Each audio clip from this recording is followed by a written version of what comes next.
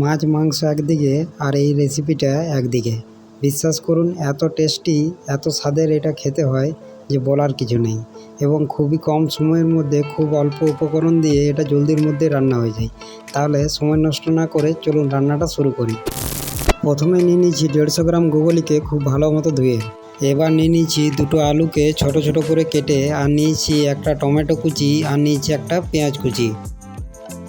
এবার গ্যাসের মধ্যে কড়াইটা চাপিয়ে এতে দিয়ে দেবো আমি 4 চামচ পরিমাণ সরষের তেল।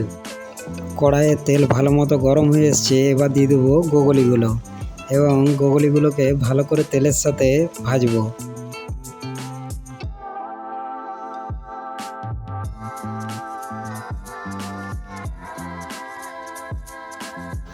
একটু তেলের সাথে ভেজে নেওয়ার পর এবার এতে আমি দেব হাফ চামচ পরিমাণ নুন, আর দিয়ে দেবো হাফ চামচ পরিমাণ হলুদ গুঁড়ো।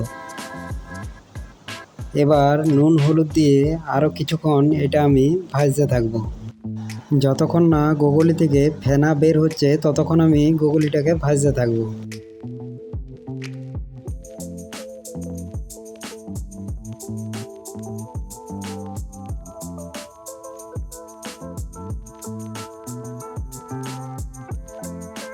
দেখুন গুগলি থেকে সুন্দর ফেনা বের হয়েছে। এবার আমি দিয়ে দেবো কেটে রাখা আলুগুলো।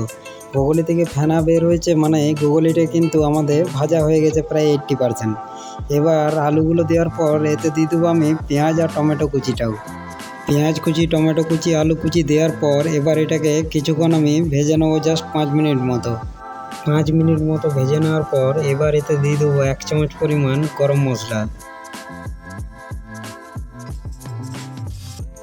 আর দিয়ে দেবো হাফ চামচ পরিমাণ হলুদ গুঁড়ো, আর দিয়ে দেবো হাফ চামচ পরিমাণ নুন। এবার দিয়ে দেবো 3 চামচ মতো আদা রসুন কাঁচা লঙ্কার পেস্ট।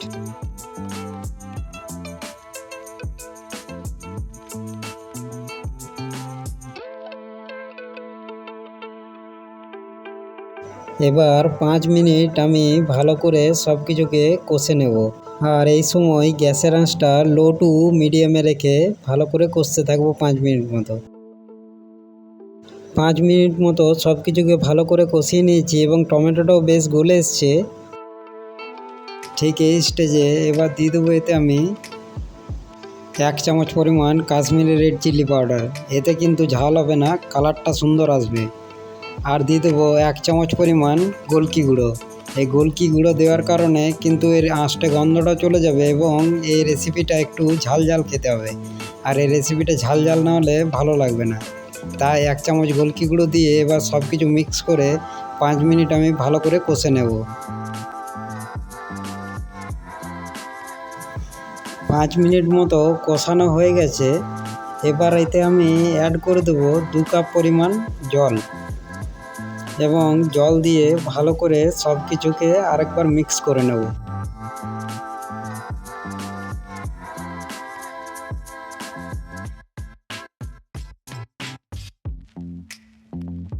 সব কিছু ভালো করে মিক্স করে এবার এতে আমি 5 মিনিটের জন্য ঢাকা দিয়ে দেবো, গ্যাসের আঁচকে লো করে দিয়ে।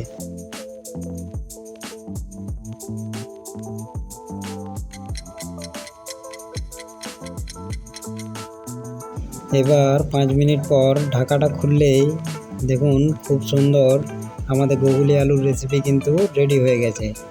দেখলেন তো কত জলদির মধ্যে হয়ে গেল। এবার সব কিছুকে ভালো করে একবার মিক্স করে নিচ্ছি। ভিডিওটা যদি ভালো লাগে অবশ্যই একটা লাইক করে দেবেন, আর চ্যানেলটিতে নতুন হয়ে থাকলে চ্যানেলটি সাবস্ক্রাইব করে পাশে থাকা বেল আইকনটি অন করে নেবেন। এবার ভাত রুটি যেটাতে খাবেন সেটাতে জমে যাবে। একবার এইভাবে বানিয়ে খান।